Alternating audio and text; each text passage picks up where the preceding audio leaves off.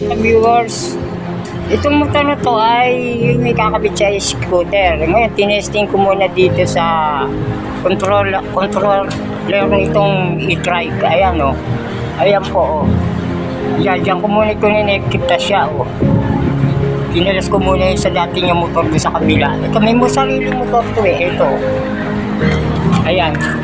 Sarili siyang motor. So mga ka-viewers, chinik ko kasi nag-welding ako eh. Winelding ko ito oh, baka ako napektuhan yung motor. Kaya tinesting ko ulit siya dito sa dito gumamit lang ako ng controller ng e-bike.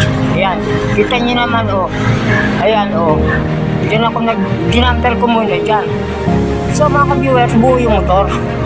Hindi na-apekto pag welding nito. Oh.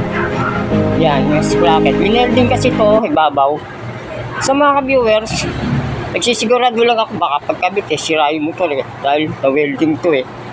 So, ganun lang mga ka-viewers. Okay naman, patakbuhin natin mga ka-viewers. Para makita natin. Ito susi, ka-viewers. Ayan, oh. Kaya pag tumunog ang ka-viewers, gumagana yung controller niya. Silipin natin. Ipihitin ko yung controller. Ayan, oh.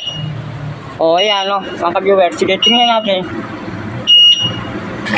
Oh, ayan, ka-viewers, oh. Oh.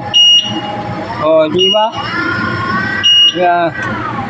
So, ka-viewers, buo talaga. Hindi na-apektuhan pag-welding, oh. Oh.